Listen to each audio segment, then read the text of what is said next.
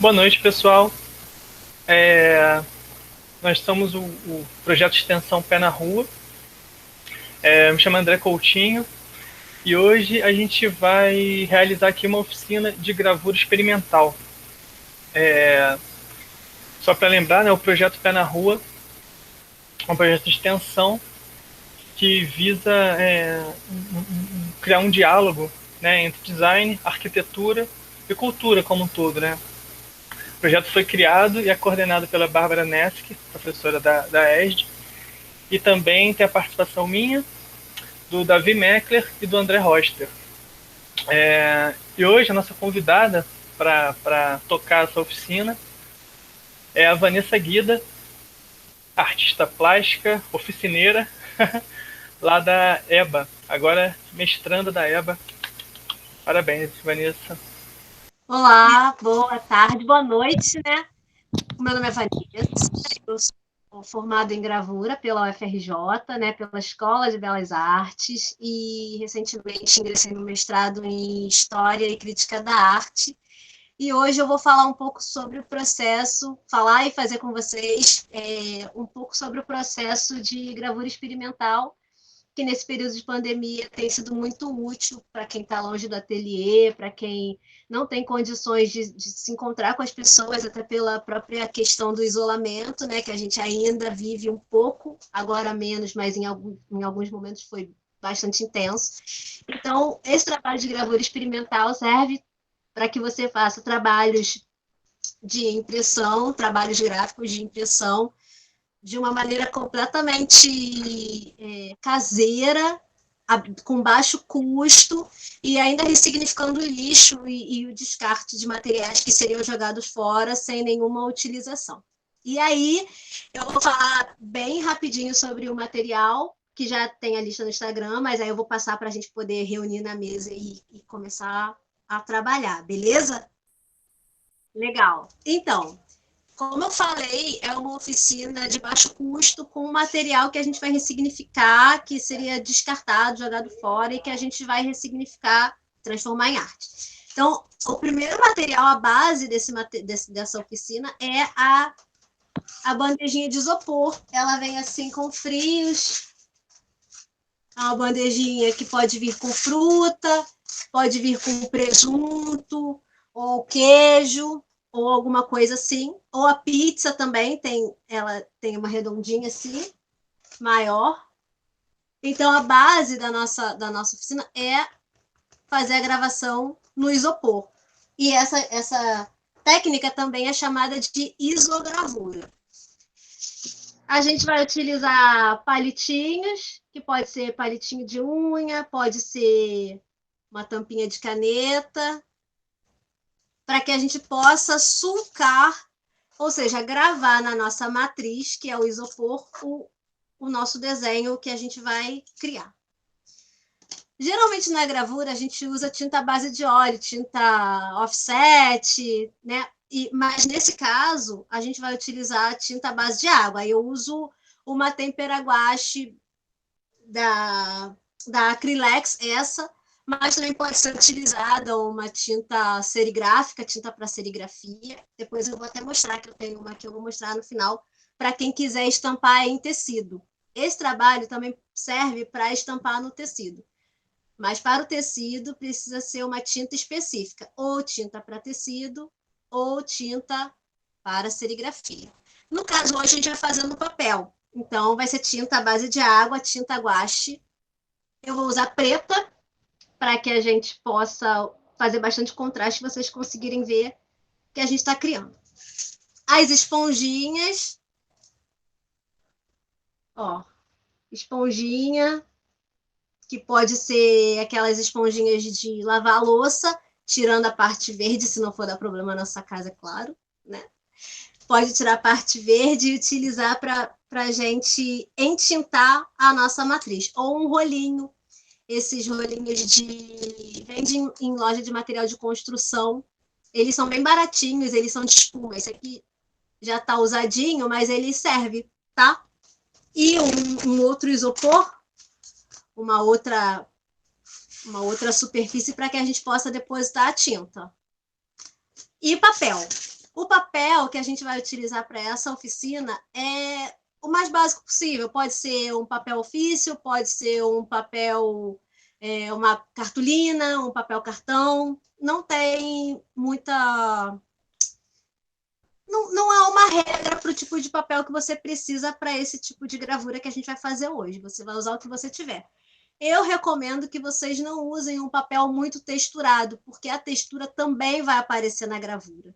Então, é bom ter atenção para que vocês não utilizem um papel com uma textura muito, muito presente, porque pode, dependendo do tipo de trabalho que você faça e do que você quer, pode ser que interfira um pouco.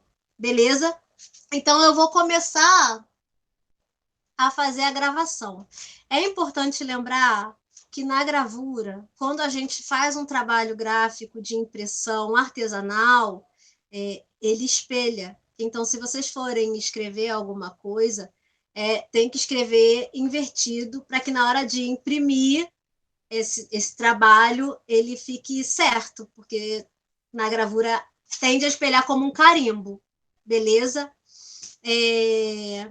A gravura, eu não cheguei a comentar, mas eu acho que é importante falar, que a gravura é um processo de gravação e impressão artesanal que a gente faz com algumas técnicas variadas. A gente tem a xilogravura, que é a gravura na madeira. A gente tem a gravura em metal ou calcogravura, que é a gravura na chapa de cobre ou de latão. A gente tem a litografia, que é a gravura plana, que a gente faz sobre uma pedra calcária, uma pedra litográfica, e é a gravura plana, né? E a gente tem a serigrafia, tá? Que a gente ultimamente tem trabalhado bastante com ela, que ela usa tinta de serigrafia, à base de água, e ela é bem portátil, ela não demanda tanto espaço, então ela é bem plural também. Eu recomendo que, antes de começar a gravação com o palitinho, que vocês pensem num desenho e que vocês esbocem ele ou com lápis ou com uma caneta. Eu vou fazer um desenho bem simples para vocês entenderem a dinâmica da gravação. Bom,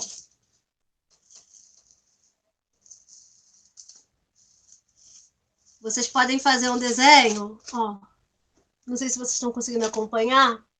Eu não estou ainda sulcando, ou seja, gravando na matriz. Eu estou só iniciando um desenho. Se vocês fizerem um desenho com muitos detalhes, a chance de entupir de tinta ela é maior. Então, é bom entender que a gravura ela trabalha com claros e escuros e com alto contraste na hora da gravação e impressão. Então, como a gente está iniciando esse processo hoje, é uma oficina, eu recomendo que vocês evitem trabalhos com excesso de detalhes, porque demora a fazer e porque também na hora de gravar e imprimir, a gente pode perder alguns pedaços, tá? Então... Mas você faz essa primeira camada, então, bem levinho, né? Bem levinho. A matriz no isopor ela é bem delicada, ela fura muito fácil, quebra, ela se estraga com uma certa facilidade, ela é bem frágil. Então é bom ter a mão bem levinha, só para você não perder onde você quer gravar, para não ir direto fazer. Eu já experimentei também fazer direto, eu acho legal, mas assim, é uma coisa muito instintiva e que talvez as pessoas acabem não aproveitando todo o resultado que elas poderiam se elas planejassem um pouquinho antes, pensassem num desenho prévio, uma coisa, mesmo que simples, para que elas não se percam depois na hora de fazer. Eu acho que tem uma vantagem desenhar antes, até para você ver o que você está fazendo e já entender mais ou menos como vai ficar depois de impresso. Então, esse vai ser o meu desenho. Um raminho. Vocês estão conseguindo ver? Eu tirei a borda da bandejinha. Ela ficou uma bordinha irregular. Eu acho muito legal. Eu gosto do irregular. E aí eu vou começar a gravar, então, a minha matriz. Eu posso usar para gravação a tampa da minha própria caneta que eu usei para desenhar. eu posso usar o palitinho de churrasco ou de unha que eu tiver em casa, que seja pontiagudo. Na hora que vocês começarem a fazer a gravação, não façam muita pressão, vão fazendo devagar, de modo que não quebre a matriz. Eu não sei se eu vou conseguir mostrar, mas você vai seguir a linha devagarzinho. E na parte em que você está gravando, em cima da sua linha, ela vai ficar com a marca da incisão com a ferramenta que você fez. Então, a parte que você gravou vai ficar branca e o resto vai ficar da cor que você imprimir. No caso, hoje a gente vai imprimir em preto. Então, aonde a gente está marcando vão ser as linhas de alto contraste. Beleza? Vou fazer o desenho. Aproveitar de fazer uma pergunta. Com a própria caneta, com a própria Bic, né? Você fez essa marcação com a Bic. Se eu fizer um pouquinho mais forte com a Bic, também funciona? Ou não rola, não fica tão legal? Funciona. Mas se você gravar logo de cara desenhando, você não vai poder voltar atrás e fazer um outro desenho, como eu estou fazendo. Eu vou mostrar para você. Sim, entendi. Eu posso, por exemplo, fazer um primeiro desenho com a Bic, depois passar por cima mais forte. Aí pode funcionar. Aqui, ó. Vou mostrar. Essa folhinha aqui eu fiz pequenininha com a Bic. Eu gravei ela um pouquinho maior, porque eu achei que ficou pequena. Tá conseguindo ver? Sim, estamos conseguindo sim. Você vai também ajustando ali a coisa, né? Fez o primeiro esboço, aí digamos assim, uma segunda camada, você vai repensando ali o desenho, né? Exatamente. Fiquei pensando que também não é possível mudar a espessura, né? De repente usar fazer uma linha um pouco mais grossa com um material, uma linha um pouco mais fina com outro. É possível também? É possível. Ou se for muito fininho, pode dar um problema, ou ele não pega tão bem.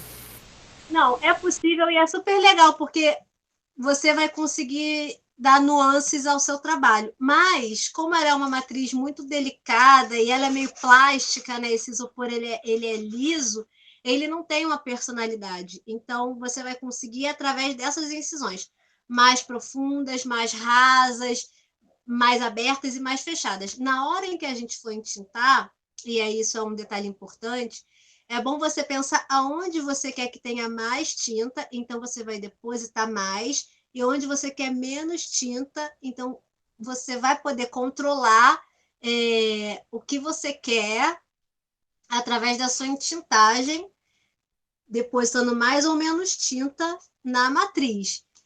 Porque, por exemplo, não tem como fazer uma raspagem, não tem. Se você fizer uma linha muito fina com uma agulha, por exemplo, na hora da entintagem, se você não prestar atenção, você perde essa gravação, porque vai entupir de tinta dentro.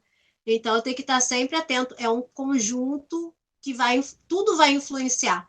A maneira como você grava, o tipo de desenho que você fez e a forma como você vai entintar o seu trabalho. Isso tudo vai influenciar.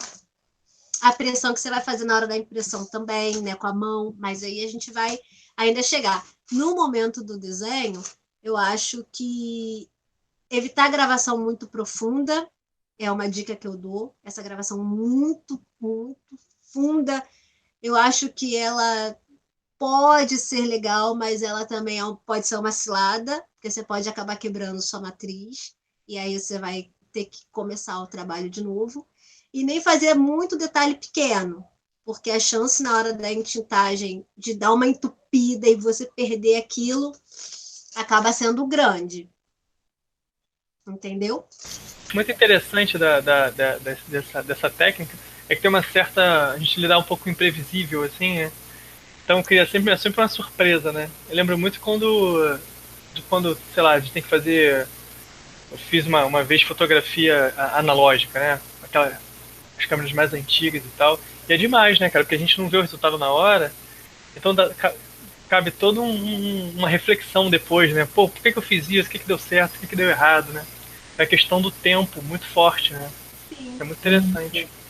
Mas na gravura, a gente acaba tendo na gravura como um todo mesmo, assim, a gravura, o processo de gravação, né, a gravação e impressão.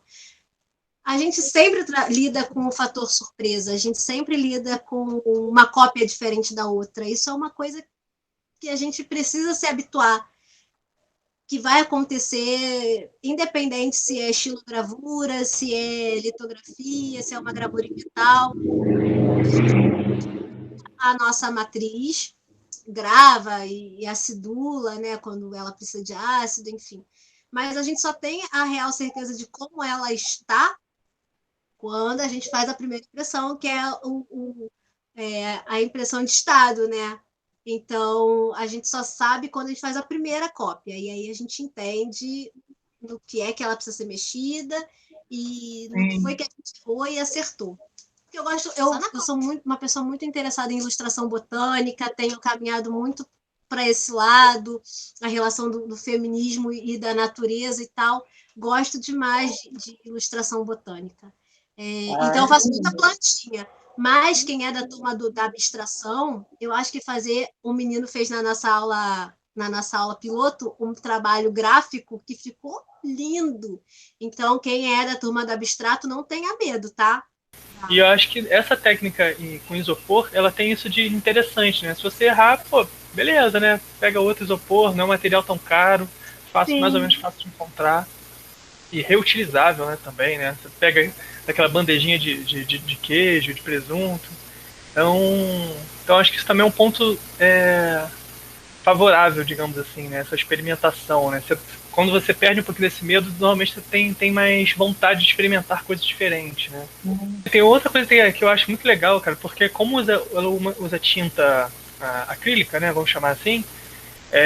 Então dá uma chance de você testar técnicas mistas,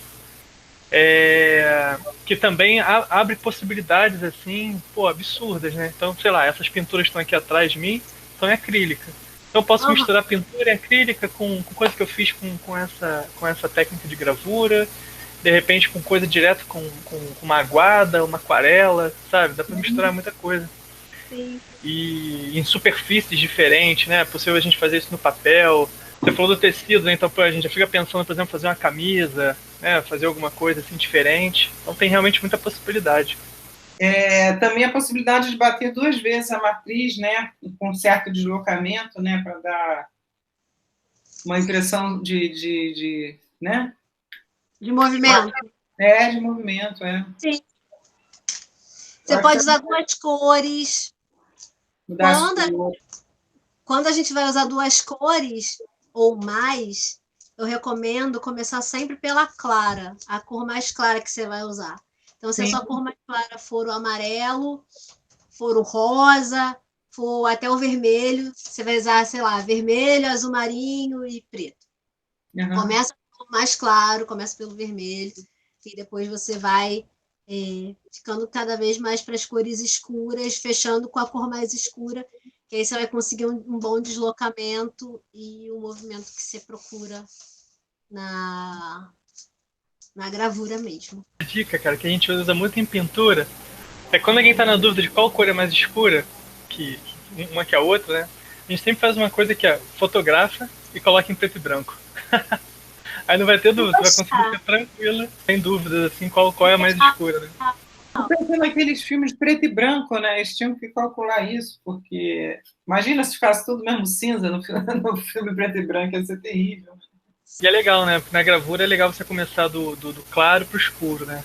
Mas na história da arte a gente viu muito o contrário, né, Vanessa? Tipo, as pinturas muitas eram feitas do Terra de Cena Queimada, por exemplo, né? Ou do Marrom Van Dyck, para baixo, né? Era feito da cor muito escura e vai clareando, assim, né?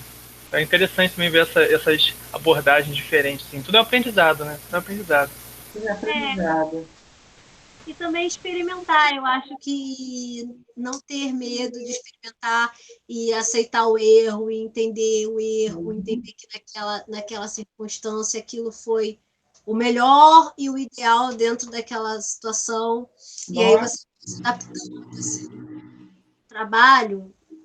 Eu acho que na gravura muito porque você fica ali muito tempo fazendo um trabalho. Os trabalhos eles não são rápidos, então a gente gasta muito tempo olhando o mesmo trabalho e trabalhando naquilo um projeto, né? Cada gravura acaba sendo um projeto. Que consome um tempo, consome uma energia, uma reflexão.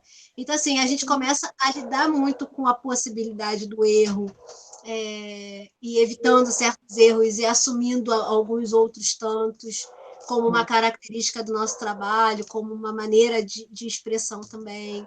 Então, há um tempo atrás, quando eu comecei a fazer litografia, né? Bastante tempo atrás. A lito é um clássico, né? Então, quando eu comecei a fazer lito, a galera espelhava muito o trabalho para quando imprimir, para quando a pessoa fosse imprimir, ele sair do lado certo que a pessoa trabalha. Só que eu achava aquilo muito incômodo, porque eu teria que trabalhar no meu processo invertido. Sim. E aí eu não espelhava nada. Meu trabalho não é espelhado. Eu vou fazendo instintivamente. O meu trabalho é assim. E aí eu comecei a ver na impressão que ele ficava um pouco estranho, porque aí ele saía espelhado. Sim. Do meu lado, do meu não lado, né? Do lado que eu não queria. Porque eu desenhava para o lado que para mim era mais fácil. Sim. E aí eu comecei a assumir isso. Então, hoje em dia, eu não espelho trabalho nenhum meu, assim. Eu faço como eu me sinto confortável e os meus espectadores vão precisar lidar com isso e eu vou precisar lidar com isso depois também, de ter que olhar sempre o meu trabalho rebatido. É uma nova maneira também que eu acho que eu tenho de olhar o meu próprio trabalho. Sim. Eu não sei, né? Sim, quando a gente começa a ter essas aproximações com o material, a gente vai criando algumas novas linguagens, digamos assim, né? Vai se incorporando outras práticas assim à nossa linguagem, né? Sim. Isso, cara, quando chega nesse ponto é que a gente tá aprendendo, sabe? Eu sempre penso isso, né? Agora. A Helena falou aqui, ó, a Helena comentou que os litógrafos usavam antigamente. Usavam espelho, né? Eu aboli, eu não gosto. É isso que eu acho. Você desenvolveu a sua metodologia, né? A sua, é isso que importa. Eu gosto de sentir. Eu gosto de sentir como a gravura vai nascendo, como é o meu processo criativo, e de sentir mesmo, de fazer parte daquilo, né? Quando eu estou trabalhando nas minhas litografias, eu faço parte daquilo. Então, se eu preciso. A gente já tem tanta coisa para conhecer ali na litografia, de ácidos, de técnica de impressão, são tantos detalhes que eu acho que o espelho é um detalhe que me pesa um pouco. Para mim, não funciona. Eu sei que muita gente usa e gosta e sente um conforto, né? Um conforto em saber que o trabalho vai sair ali perfeito, né? Para o conceito que aquela pessoa tem. Mas eu não gosto do perfeito. Eu acho que o perfeito ele é muito subjetivo. Então, eu prefiro me sentir confortável no processo e depois lidar com a maneira como ele sai, porque as coisas são também inusitadas e também surpreendentes. Eu gosto do fator surpresa no meu trabalho. Posso começar, então, o processo de impressão? Pode. Beleza. Então, a gente vai imprimir com essa tinta guache, tempera guache, a minha é acrylex, mas você pode, a tinta guache ela tende a ser um pouquinho molinha, então tentem usar uma marca que assim mais confiável, né? A acrylex, é porque uma vez eu comprei uma de uma marca que eu não lembro agora o nome e ela era muito aguada, então deu uma espalhada mais do que deveria. Eu acho a acrylex boa, tá? Então, você vai colocar um pouco da tinta no recipiente. Aqui já está sujinho, que eu já fiz outras impressões. A gente vai sempre reutilizando o material. Um pouquinho da tinta no suporte. Pode usar o rolinho, mas eu acho que o rolinho, em algumas situações, ele pode espalhar muita tinta, depositar muita tinta na matriz e deixar ela sobrecarregada, assim, muito cheia. Eu acho que a esponjinha você vai conseguir controlar melhor, tá? Então, eu recomendo o uso da esponjinha. Para começar, depois você pode passar também pro rolinho, que é o mais tradicional. O rolinho acho que é mais para ficar parecido com a gravura que a gente faz no ateliê, mas eu sinto um conforto na esponjinha. Então, vou fazer com a esponjinha hoje, tá? Vamos lá. Você vai umedecer a sua esponjinha na tinta. Ela vai ficar assim, úmida. E aí, métodos de imprimir sua matriz. Você pode passar em toda a superfície, todinha. Mas você pode passar, como você tem uma esponja pequena e uma matriz não muito grande, você pode direcionar onde você quer mais tinta e onde você quer menos tinta, e ainda ter o espaço para segurar a matriz, porque se você entintar ela todinha, você vai ficar um pouco sem jeito para segurar, então pode escapar, cair alguma coisa, e aí vai sujar tudo. Então, eu acho que direcionar onde você quer mais tinta vai te propiciar um trabalho mais bem acabado, com resultado mais eficaz, tá? Então, você vai entintando a sua matriz. Você não vai fazer assim para que nem eu não, tá, gente? Vocês vão fazer com ela aqui sobre a mesinha de vocês. Eu vou fazer em pé para vocês verem como que eu tô fazendo e aí acompanhar comigo. Então, eu fiz as minhas folhinhas, meu raminho. Ó, como é que tá ficando. Vocês vão entintando passo a passo. Ela fica linda com a tinta. Eu adoro. Eu adoro a matriz entintada. Acho linda. As matrizes são maravilhosas. Às vezes, quando eu faço feira, levo mais matrizes de estilo para as pessoas ficarem lá alisando a matriz, sentindo a gravação na madeira. As pessoas piram, né? Porque é muito lindo. Aqui como que ela fica entintada. Eu só tinta aonde eu gravei. Vocês estão conseguindo ver tudinho? E aí, folha de papel sobre a mesa. Não, matriz sobre a mesa, acho que fica mais confortável. Vocês vão colocar a matriz sobre a mesa.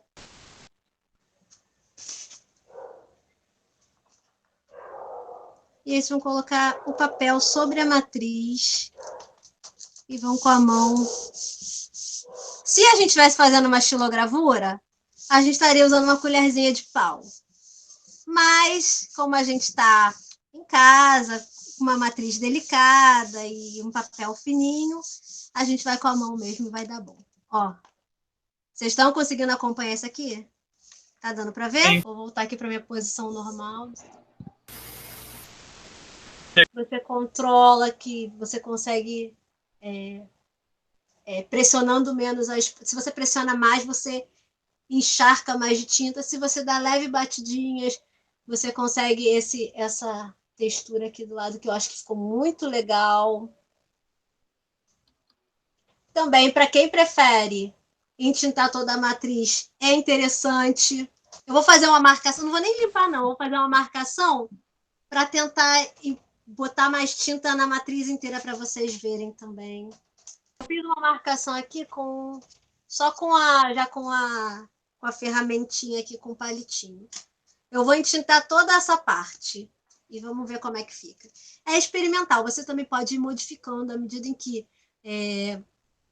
você está fazendo. Se houver espaço para modificações, para acréscimo, você não vai conseguir tirar o que já está gravado, mas você consegue gravar mais e ir gravando, fazer uma impressão com cada gravação nova que você vai fazendo. Então, agora eu marquei mais um pedaço da minha matriz, e aí vocês vou imprimir outra coisa, e aí vai ficar já um pouquinho diferente. Vocês podem também utilizar isso. A professora Helena está falando aqui, né? Ao invés dos veios da madeira, né? Na estilo, tem as bolhas do isopor, né? Vai criar todo eu acho isso muito legal, cara. Eu não sei se com o rolinho, vou até aproveitar te perguntar isso. Com o rolinho, será que acaba deixando a cor mais chapada? Por entrar mais tinta? Não sei. Eu acho que deixa mais... Eu acho que entope mais nos sulcos, na gravação. A chance de entrar onde você gravou é a maior. O isopor também repele, né? O isopor repele a tinta. Ele não repele. Essa aqui deu boa já na primeira, mas geralmente ela começa a ficar mais legalzinha na segunda, na terceira. A impressão é que começa a dar mais certo, assim. Porque às vezes o isopor ele não recebe muito bem a tinta logo de cara, então às vezes leva um certo tempo, umas 2, 3 cópiazinhas assim até ele ficar direitinho. Se fosse no tecido, também era melhor dessa forma que você fez, né? Deixar a matriz embaixo, o tecido por cima, pressionar, ou teria que ser um pouquinho diferente? Eu acho que sim. A não ser que seja, por exemplo, uma bolsa que você não tenha muito controle. Aí você vai ter que ir no coração imprimir, sabe? No coração é muito bom. Vai ter que ir no coração, no sentimento. Mas, no geral, o tecido por cima, ele é melhor. O papel, né? Aonde você vai imprimir, fica por cima da matriz. Dá para fazer invertido também. Às vezes, teve uma época, quando eu comecei a fazer isogravura, eu fazia invertido.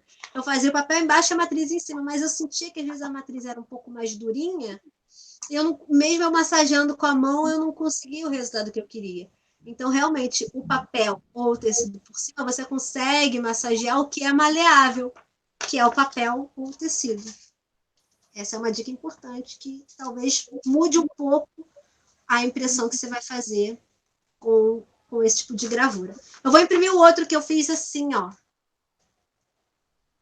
Então, vamos ver. Vou imprimir aqui. Aí você massageia com a mão em cima. Não muita pressão. Às vezes você perde um pouco quando faz muita força. Pode perder um pouquinho.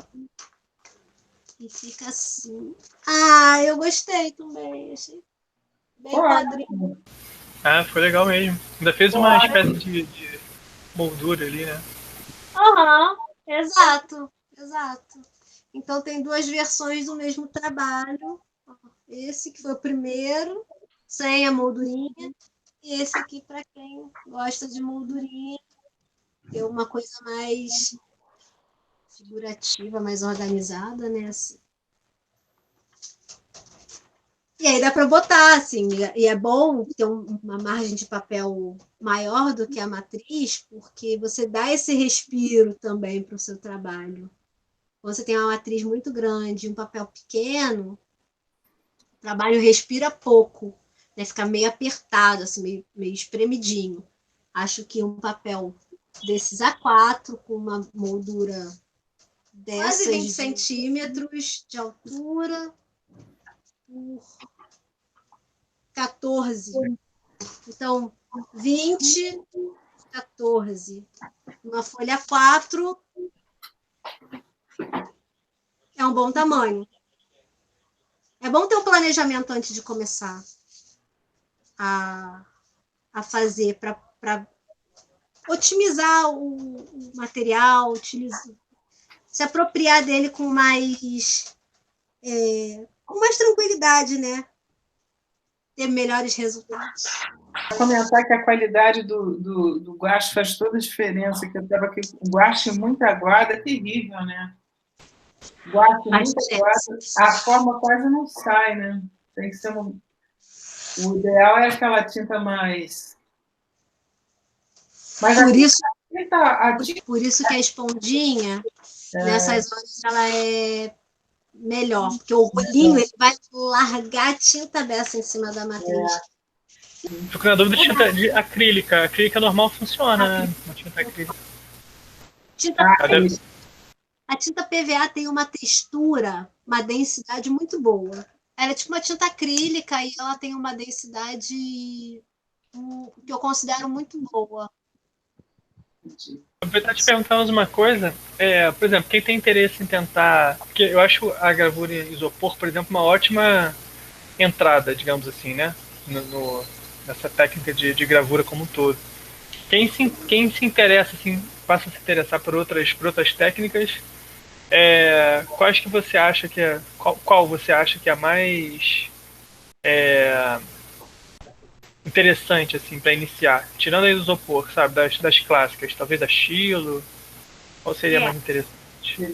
Para quem está começando e ainda está inseguro no investimento, não tem muita grana, não sabe se quer mesmo, mas gostaria de experimentar, eu acho que a xilogravura é a mais básica de todas.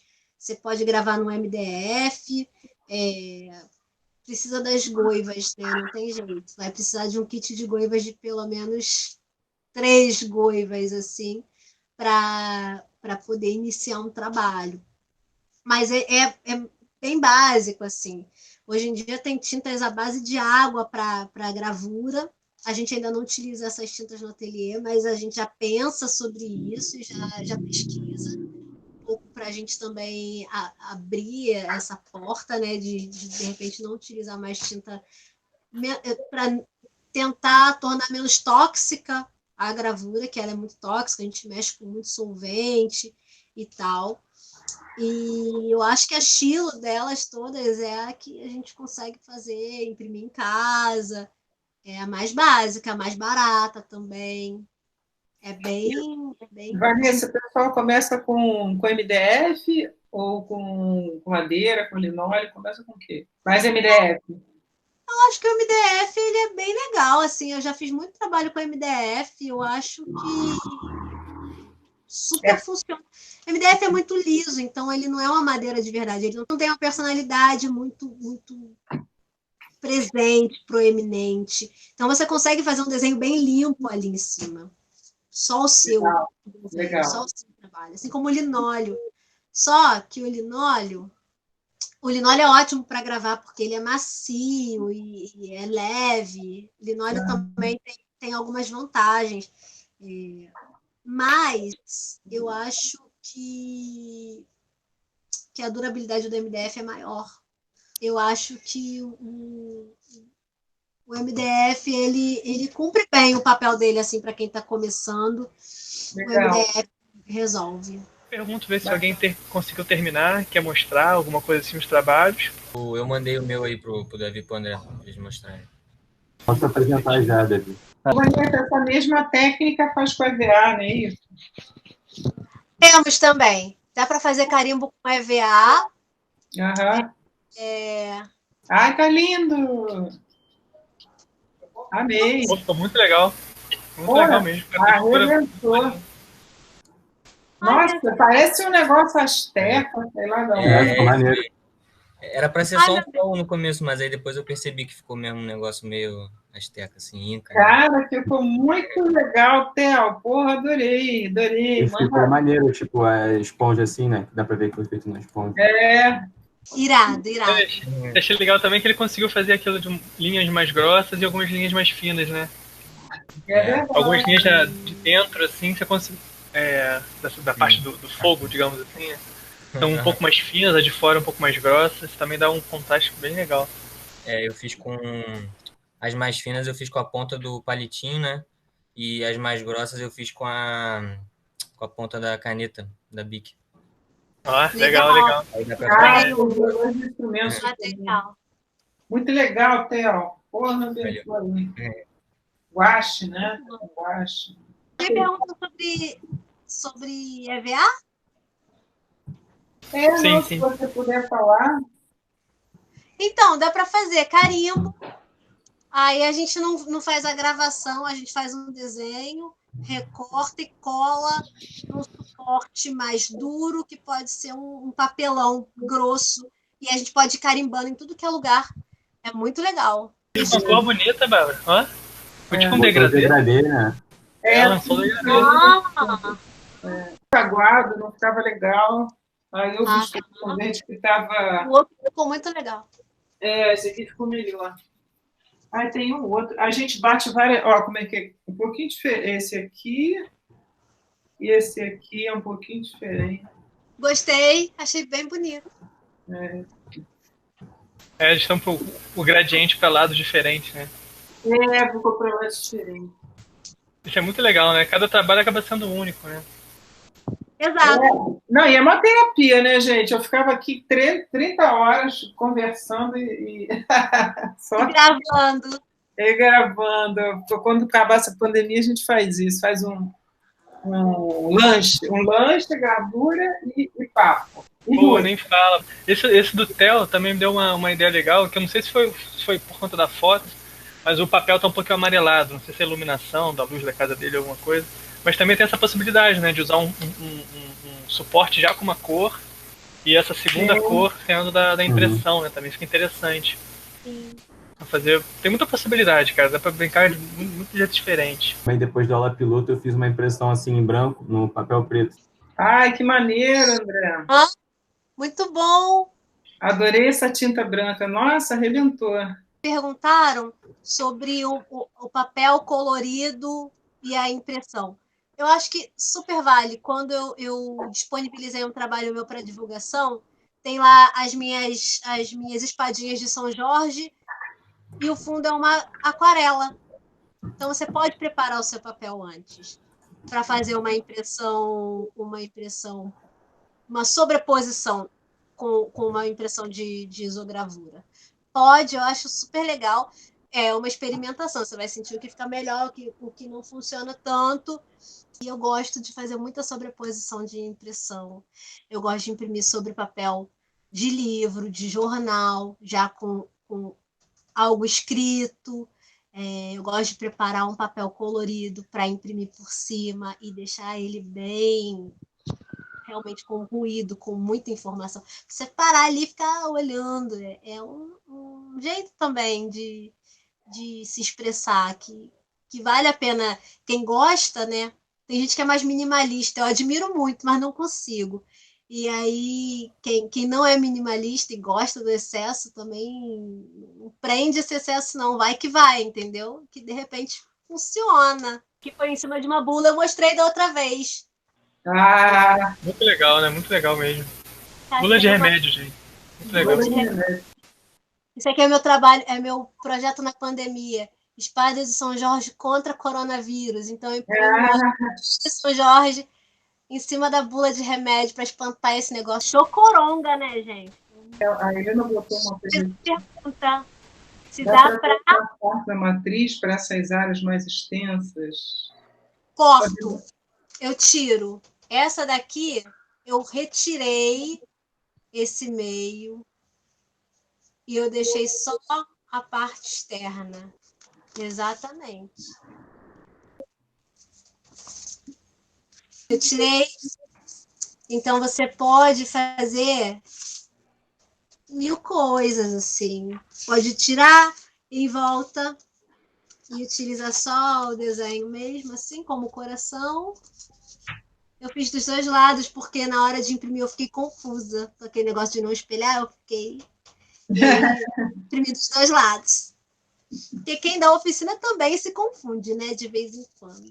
A goiva come todo o isopor, né? Não corta, não, né? Ah, não dá para usar goiva, não.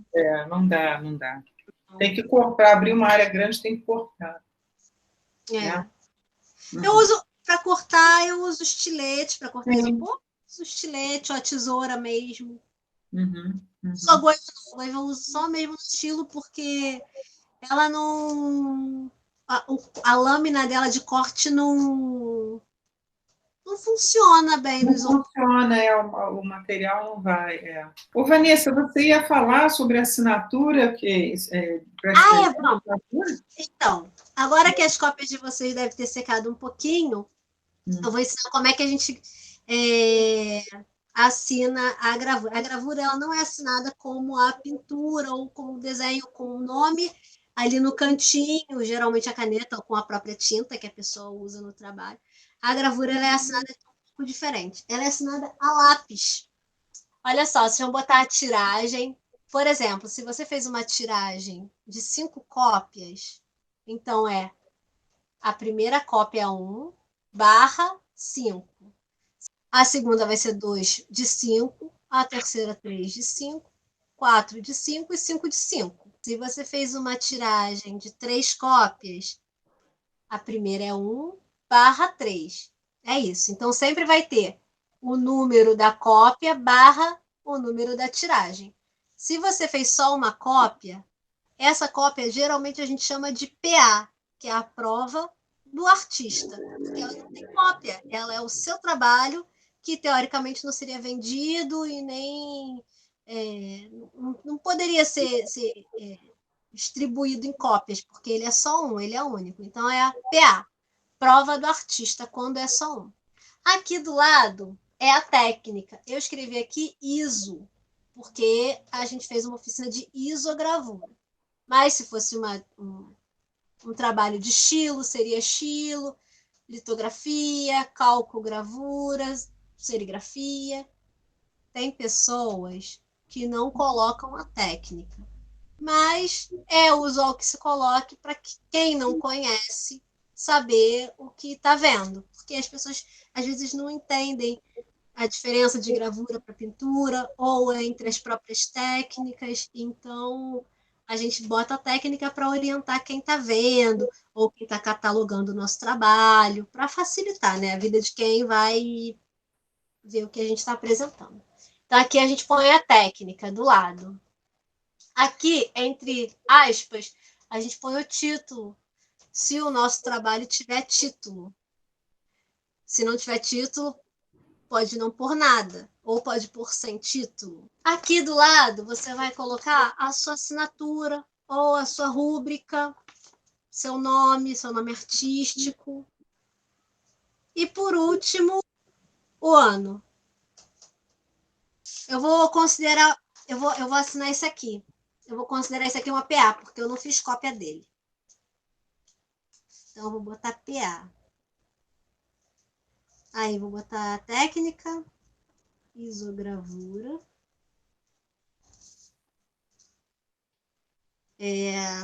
Título é uma coisa para mim, gente. Eu fico pensando muitos dias qual título eu vou botar no meu trabalho. Isso quando eu preciso parar de mudar o título dos meus trabalhos, que eu tenho essa mania estranha de ficar mudando, assim, eu olho, cada vez que eu olho meus trabalhos, eu acho que ele é alguma outra coisa. Eu assinei, tá? Vocês verem. Eu fiz a caneta para dar para ver melhor. Mas a gente assina lápis, sempre.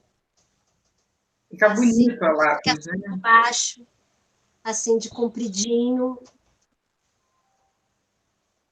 Tá bonito, tá bacana. Tá lindo. Aproveitar para fazer uma pergunta.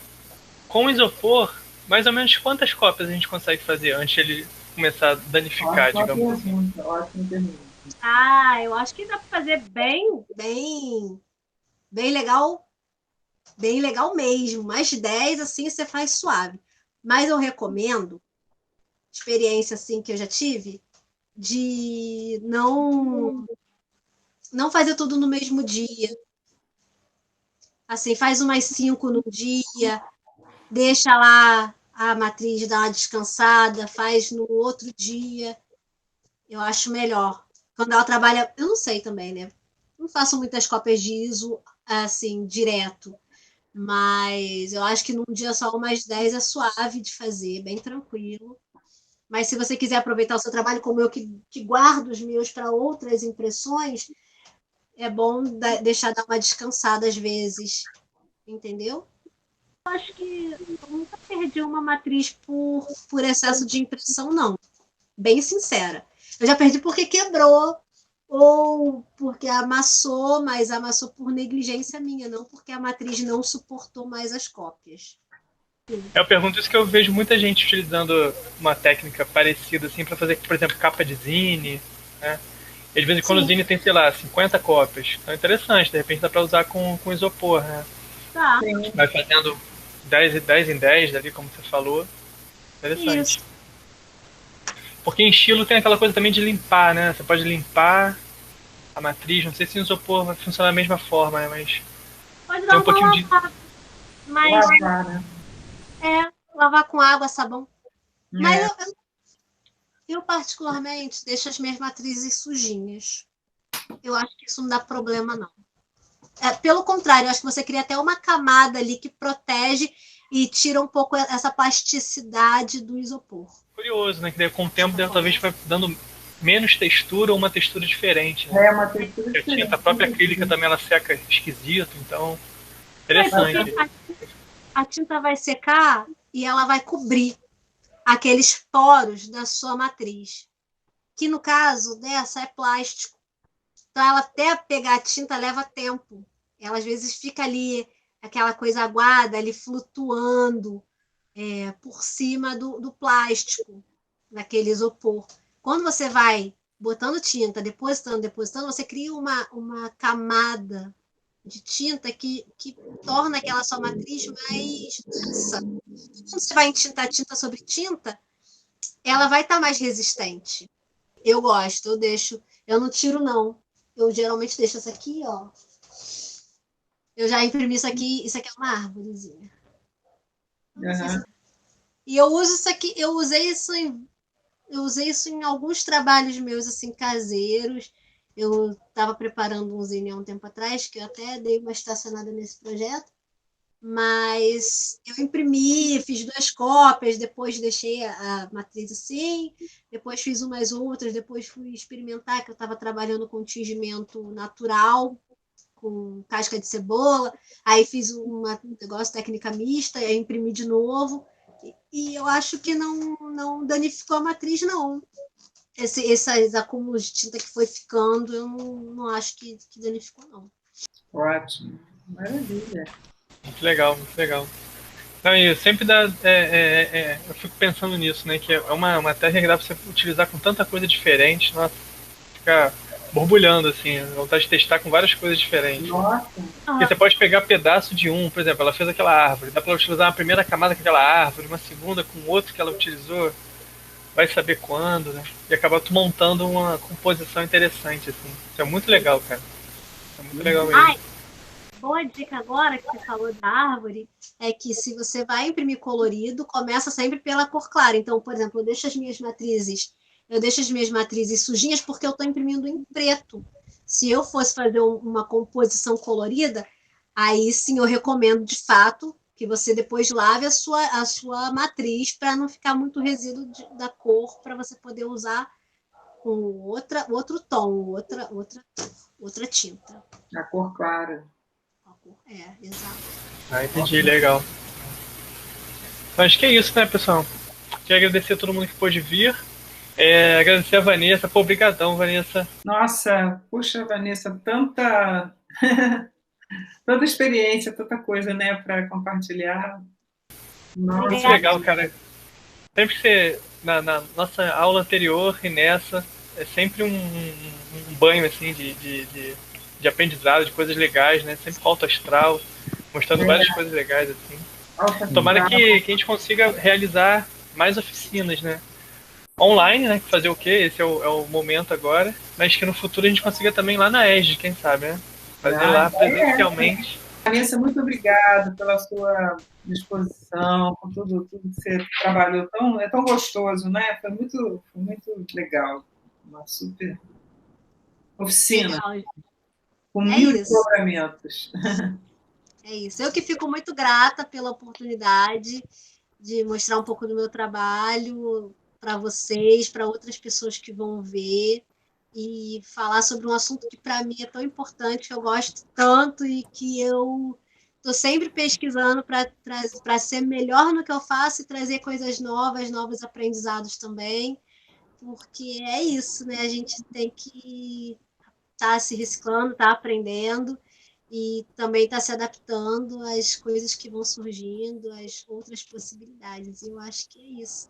Tornar inclusivo, vamos fazer gravura barata para quem não tem condições de fazer uma coisa mais clássica, mais cara, dentro de um ateliê, a gente leva para dentro das casas das pessoas, para que elas possam fazer com os alunos, sendo professores, com os seus filhos, quando são responsáveis, pai, mãe, entre amigos, sei lá, eu acho que é isso, popularizar uma coisa que está dentro da nossa vida cotidianamente, que é a gravura, que são os impressos, estão aí, né, para a gente de diversas formas, então levar isso um pouco para casa de cada um, para o aprendizado, e uma coisa nova que elas podem também depois transmitir para o outro, que aprende aqui, já fala para o outro, e assim sucessivamente.